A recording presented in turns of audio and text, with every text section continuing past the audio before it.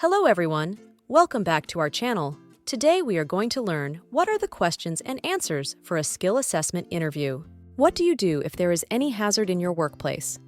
Immediately report the hazard to the appropriate supervisor or safety officer. Take necessary precautions to avoid the hazard until it's resolved. Follow established safety protocols and procedures. Assist colleagues by informing them of the hazard and guiding them on safety measures. What is the temperature of the danger zone? The temperature of the danger zone for food is between 4 degrees centigrade and 60 degrees centigrade. What is the minimum temperature of hot food? The minimum temperature for hot food is 60 degrees centigrade or above. What do you do if an accident happens in your workplace? If there is an accident happens, prioritize safety by ensuring everyone's well-being. Provide first aid if necessary, and report the incident to a supervisor immediately. Follow established safety procedures to prevent future accidents and maintain a safe workplace environment. What is the minimum temperature of chicken? It should reach a minimum temperature of 75 degrees centigrade, 165 degrees. How do you record income and expenses? Write down the money you get, income, and the money you spend, expenses.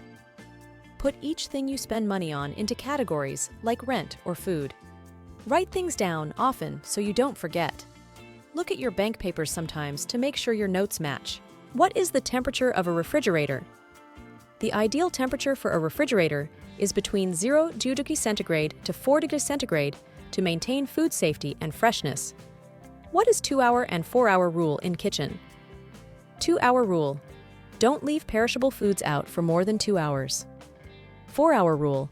If food is in the danger zone, 40 degrees to 140 degrees, eat it within 4 hours. Who is responsible for health and safety at the workplace? Everyone is responsible for health and safety at the workplace. If we reheat, what is the temperature of the food? When reheating food, it should be heated to an internal temperature of at least 74 degrees centigrade, 165 degrees. If we have to defrost, what is the safety procedure? Defrost chicken in the fridge, cold water, or microwave. Don't leave it out at room temperature to thaw, unfreeze. Cook it as soon as it is thawed. Make sure it's cooked through to 74 degrees centigrade, 165 degrees Fahrenheit. What are the types of sauces, cuts, and knives? Sauces: bechamel, volaille, espagnole, hollandaise, tomato. Cuts: julienne, brunoise, mincecut, slicing, chiffonade. Knives: chef knife, boning knife, paring knife, filleting knife, tuning knife, bread knife, cleaver knife. What is the process of making mayonnaise? To make mayonnaise, mix egg yolks with vinegar or lemon juice. Slowly add oil while mixing until thick. Season with salt and mustard, then refrigerate. What are the chopping boards? White, bakery and dairy. Yellow, raw chicken. Red, raw meat. Brown, cooked meat. Blue, fish. Seafood. Green, vegetables. How do you maintain the garbage or rubbish in a restaurant? We segregate waste types. We store garbage in sealed containers. We schedule regular removal, and we follow regulations. Train staff or proper procedures. What tools do you use to check the temperature? Thermometers.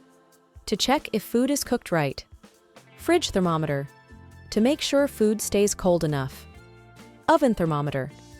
To see if the oven is the right temperature. Probe thermometer. To check liquids and cooking temperatures. Infrared thermometer. To quickly check surface temperatures. If there is any meeting happening in the kitchen, then what you discuss in the meeting.